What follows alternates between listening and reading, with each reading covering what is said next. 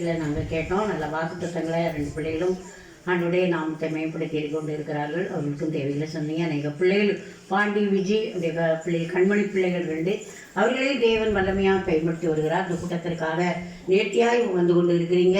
இந்த கூட்டத்துக்காக நான் ஆரம்பத்திலே இருந்து செபித்து இந்த அன்பு மகனை ஆண்டவர் நமக்கு தந்திருக்கிறார். ஒரு இந்தில் கடந்த ஒரு மகன் விதி மூலமாக கத்தார் ஏற்றுக்கொண்டான். நாட்களில் இவ்வளவு தூரம் மாடு மேய்த்து கொண்டு இருந்த ஒரு சகோதரன் தான். இந்த இடத்துல ஒரு வல்லமை பெற்ற ஒரு மகனாக ஒரு பாட்டு படித்தது உள்ளத்தையும் அப்படி தொட்டுச்சு. அப்படி அழகான ஒரு பாட்டு. அப்படி நாம கூட நான் 24 மணி நேரமும் ஊழியம், கிராமத்தில் ஊழியம், ரொம்ப கஷ்டமான ஒரு ஊழியம்.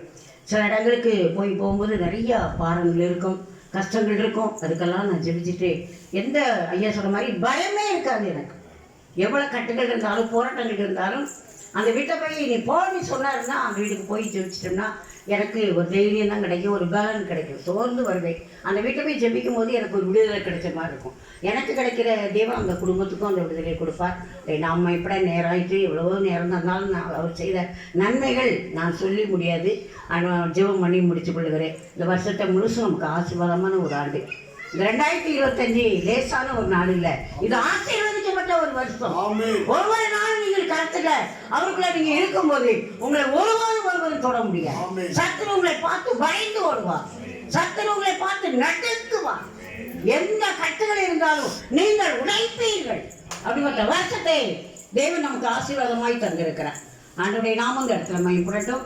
வந்திருக்கிற மன்னா ஒவ்வொரு பிள்ளைகளுக்கும் ஆசீர்வாதமான மன்னாவே இருக்கட்டும். வானத்தின் மலடிலே திறந்து தருகிற தேவன் அப்படிப்பட்ட ஆசீர்வாதத்தோட புசித்து குடித்து செலுத்திருங்கள், சாட்சியாய் வாருங்கள். எந்த காரியத்துக்காக அர்ப்பணித்து ஜெபிச்சு கொண்டு போகிறீங்களோ நீங்களே வாயை திறந்து கேட்கணும். ஆனால் எனக்கு இதை செய்யும், இதை செய்யும், என்னோட இரும், இந்த காரியத்தில் எப்படி இருக்கு, என் கண்ணீர் மாறணும், என் வியாதி மாறணும், என் பிள்ளைகளுக்குள்ள ஒற்றுமை சமாதானங்கள் வேணும், நான் கடனால் வாழக்கூடாது, கடனற்றவளா இருக்க வேண்டும், நான் கொடுக்கிறவளா இருக்க வேண்டும் என்று சொல்லி நீங்கள் அர்ப்பணித்து ஒப்பு கொடுத்து ஜெபிட்டு போனீங்கன்னா அடுத்த மாதம் வரும்போது உங்களுக்கு ஒரு பெரிய விடுதலை கத்தர் கொடுப்பார். நீங்கள் ஒன்றுமே செய்யாமல் ஐயா பேசியிருக்காங்களா, அதை கேட்டிருக்கோங்களா அப்படின்ட்டு போனால் உங்கள் வயிற்றுக்கு நீங்கள் சாப்பிட்டா தான் என்ன செய்யும், கடைக்கு வயிறு நிறையும். அப்படியே அந்த மன்னாவை நீங்கள் கேட்டு அர்ப்பணித்துட்டு போங்க. சும்மா சாதாரணமாக வந்த மோனி இருக்கவே கூடாது. இந்த இடத்துல பெத்தே ஜெப வீடு.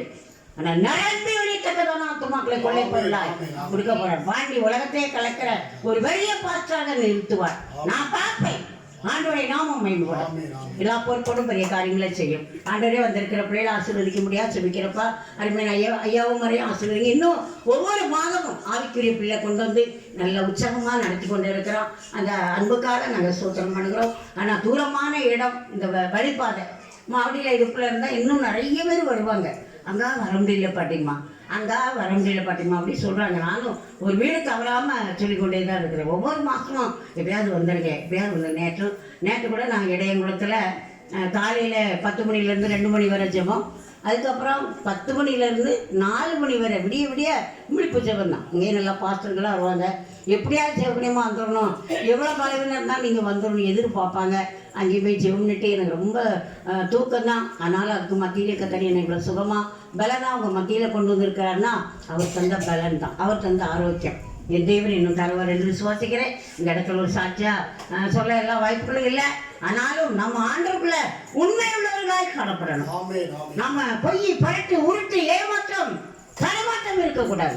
உண்மையுள்ள கிறிஸ்துவ நம்ம தேடும் போதே நமக்குள்ள ஒரு வைராக்க வேண்டும், உண்மையா இருக்க வேண்டும், அவருடைய நாமத்தை மகிமைப்படுத்த வேண்டும். நம்மளை குறித்து ஒரு நாள் கணக்கு கேட்பார். நான் இத்தனை வருஷம் நீ உயிரோட வச்சிருந்தேன், எனக்காக நீ என்ன செய்திருக்கிறாய் மகளே என்று சொல்லி ஒரு கேள்வியோட தேவன் வரப்போகிறார். அன்பு சகோதரர் சொன்னார்கள், ஆளுக்குரிய பிள்ளைகளை உடனே என்ன செய்ய போறாரு, கூட்டி கொண்டு போகத்தான் வருவார். அதான் நீங்க எப்பொழுதும் ஆயத்தமா இருக்கணும். இன்னைக்கு செபிச்சிட்டோம், நாளைக்கு செபிச்சிட்டோம், நாளைக்கு செபிக்கல அப்படிலாம் நம்ம கடன் சொல்லக்கூடாது. அவருக்குள்ள எப்பொழுதும் நம்ம துதிய சோத்திரத்தையும் எடுத்துக்கொண்டு இருப்போமானா நிச்சயமா அவர் வருகையில் நாமளும் அவரோட பிள்ளைகளுக்குள்ள போகலாம். அப்படிப்பட்ட கிருபையை நீங்க பெற்றுக்கொண்டு